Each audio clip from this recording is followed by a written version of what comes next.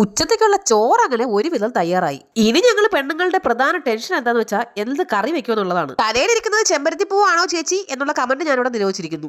കറി വെക്കാൻ മീനുണ്ടെങ്കിൽ പിന്നെ ബാക്കി കാര്യങ്ങളെല്ലാം എളുപ്പമാണ്. ഇന്നലെ മേടിച്ച ബാക്കി പയർ ഫ്രിഡ്ജിൽ ഇരിപ്പുണ്ട്. എന്നാ പിന്നെ ഇന്ന് അതെടുത്തിട്ട് ഒരു മിഴുക്കുരുട്ടി ഉണ്ടാക്കാന്ന് വിചാരിച്ചേട്ടാ. ഈ 2 ബോക്സിലും പയറാണോ എന്ന് വെച്ചാൽ ഒരു ബോക്സിൽ നിറയെ മല്ലിയിലായിരുന്നു. എന്തിനാണോ ഞാൻ എടുത്തോണ്ട് വന്നത്. ഈ വീട്ടിൽ പച്ചക്കറി അരിയൽ പരിപാടിയല്ല നിന്നോണ്ട് മാത്രമേ ചെയ്യാൻ പറ്റുള്ളൂ കേട്ടോ. ഇല്ലെങ്കിൽ അരിയുന്ന പച്ചക്കറിയുടെ 3/4 ഭാഗവും ചീതൂട്ട് എടുത്ത് കാക്കയ്ക്കും പൂച്ചയ്ക്കും ഇട്ട് കൊടുക്കും. ഇനി പയർ നന്നായിട്ട് കുനുകുനെയൊന്നും അരിഞ്ഞെടുക്കേണ്ട ആവശ്യമില്ല. നീളത്തിന് അരിഞ്ഞെടുത്താൽ മതി. കാരണം മെഴുക്കുവരട്ടിക്കാണ്, തോരത്തിനല്ല. പയറ് മെഴുക്കുവരട്ടി ഉണ്ടാക്കുമ്പോൾ നല്ല അടിപൊളി കാന്താരം മുളകിട്ടിട്ട് അങ്ങോട്ട് ഉണ്ടാക്കിയാലുണ്ടല്ലോ ഓ സെറ്റാണ്. ഈ കറി ഉണ്ടാക്കുന്നതിനിടയ്ക്ക് ഞാൻ എങ്ങോട്ടാണ് വായി നോക്കാൻ പോയെന്ന് വെച്ചാൽ പച്ച തക്കാളിക്ക് പറിക്കാൻ വേണ്ടി വന്നതാണ്.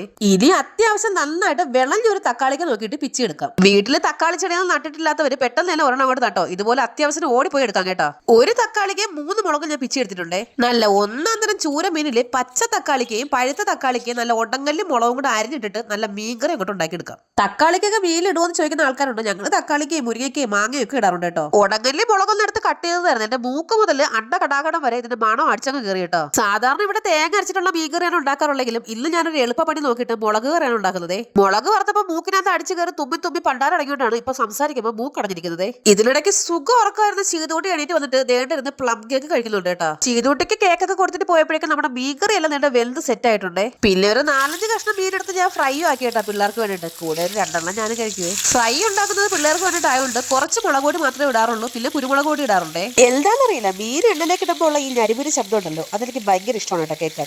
എന്റെ ദൈവമേ, ഞാനിനി എണ്ണയ്ക്ക് വരെ വല്ല ഫെവിക്കോളാണോ എടുത്ത് വെച്ചു. മീനെല്ലാം കൂടെ നേണ്ട ഒട്ടിയിരിക്കുന്നു. അങ്ങനെ അടുപ്പിന്റെ വീട്ടിൽ നിന്ന് ചൂടെടുത്ത് കിളി പോയി വന്നപ്പോൾ നേണ്ട ഇന്നലെ വീട്ടിൽ പോയ അമ്മ ഇന്ന് തിരിച്ചു വന്നപ്പോൾ ഐസ്ക്രീം മേടിച്ചോണ്ട് വന്നേ. പിന്നെ ഒന്നും നോക്കിയിട്ട് അത് സാഹസികമായിട്ട് ഞാൻ ഒരെണ്ണം തട്ടിപ്പറിച്ച് അങ്ങോട്ട് അകത്താക്കി. വൈകുന്നേരം എനിക്ക് എന്തിനോ വലിയ ഒന്ന് പുറത്തു പോകേണ്ട ആവശ്യം ഉണ്ടായിരുന്നുണ്ട്. എന്നാ പിന്നെ നിങ്ങൾ ഒരു ചുരിദാർ കാണിച്ചിട്ട് പോകാന്ന് വിചാരിച്ചേട്ടോ. വെറും 350 രൂപയ്ക്ക് ഇതുപോലൊരു അടിപൊളി ചുരിദാർ നിങ്ങൾക്ക് എവിടെ കിട്ടും? പഠിക്കാൻ പോകുന്നവർക്കോ ജോലിക്ക് പോകുന്നവർക്കോ എല്ലാം വേണ്ട, എല്ലാവർക്കും ഇടാം. അത്രയ്ക്ക് അടിപൊളി ചുരിദാറാണ്. പ്യുവർ കോട്ടനുമാണ്. ഞാനിട്ടേക്കുന്ന വൈറ്റ് പലാസോ പേരിലാണെങ്കിൽ വെറും 200 രൂപ മാത്രമേ ഉള്ളൂ. അപ്പൊ ഇതിന്റെയൊക്കെ ലിങ്ക് കിട്ടുവാണെങ്കിൽ തൊട്ട് മുകളിൽ റൈറ്റ് സൈഡിൽ കൊടുത്തേക്കാം. ടാറ്റാ.